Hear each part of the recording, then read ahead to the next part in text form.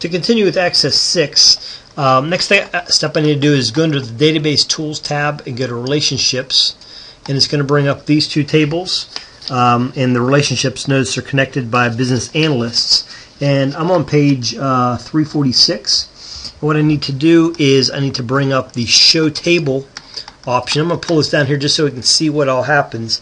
And the first thing I'm going to do is I'm going to add course offerings, and then I'll add course. Add those tables. Now notice these are not, there's no relation here to basically the way you do a relationship is connecting or similar fields. So client number can connect to client number. All you do is you click on one and drag it over, and it's going to give you this idea right here, and I'm going to check that and force integrity, and that will make the connection there. Same here, I have course number to course number, and force integrity and hit create. The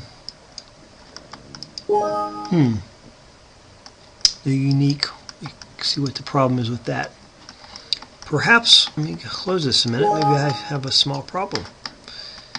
Let me go to course and design view. Oh, I did not select a primary key. So I did now. Let me go back to relationships.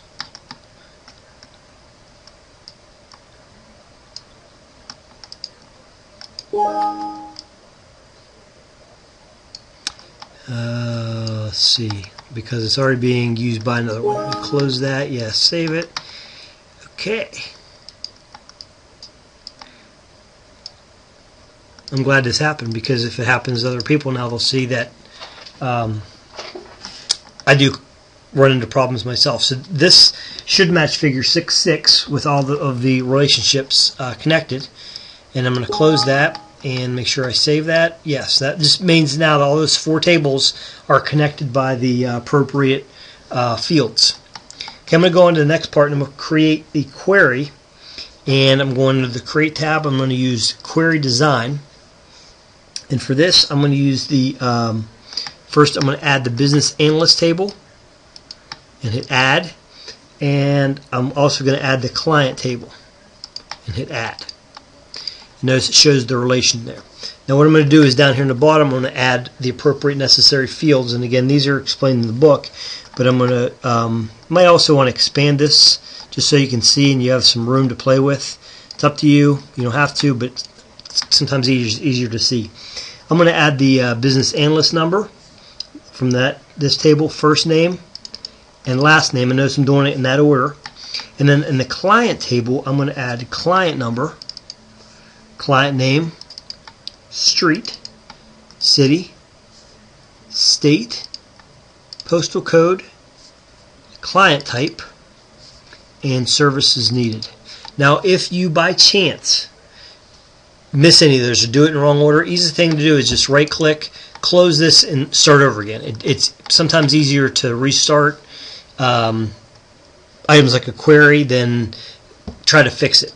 But one way you can fix it is you can come down here and actually select your fields by using these drop down menus, but again it's sometimes easier just to start all the way over. Okay, so I set up my fields with these two tables. The last step to finish this query is I'm going to hit the run button, and it's going to give me results. And again, make sure that these results do match what the book has, and this should be approximately, let's see,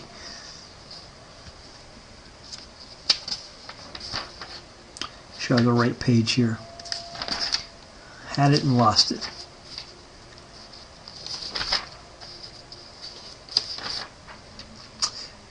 Guess it doesn't show us the data per se.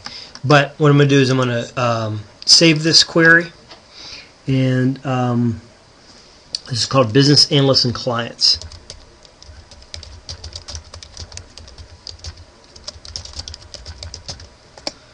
Okay, and then I can close that, and this is, we'll add it to my list of queries at the bottom. Okay, and I'm going to do one more query here. This one about on page 384. Same idea. I'm going to go to Query Design, and on this one I'm going to add the course table and course offerings table. And again, you may want to expand these if they're not already expanded. and I'm going to do them in this order. From the course table, I'm going to go to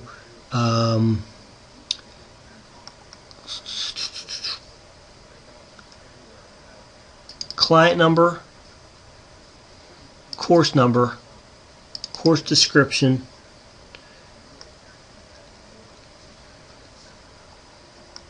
total hours, and hours spent.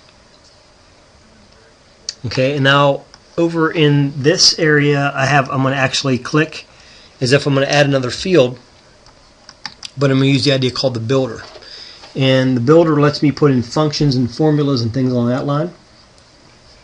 What I want to do is go under the K-Micheli design and go under tables, and I'm going to select course offerings, and I'm going to get let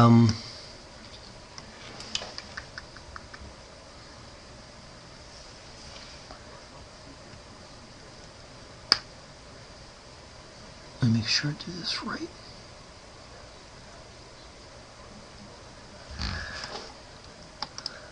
Total hours. And notice what it puts up here in the top, and this should match what's in figure 6.8.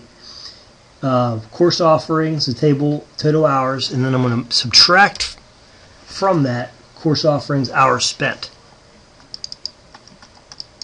And now that'll put that expression in this new column down here at the bottom. One thing I want to do is, while I have this open, go under property sheet, and I'm going to give that area a caption name, which is called hours remaining.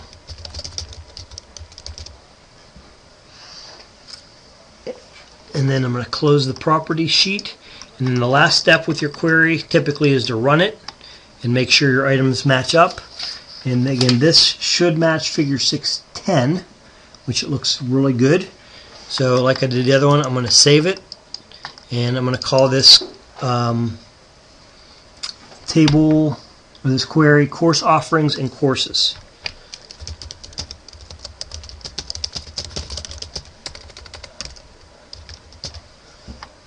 Okay, so now we have created 2 new queries. Save and close, and we are good at this point.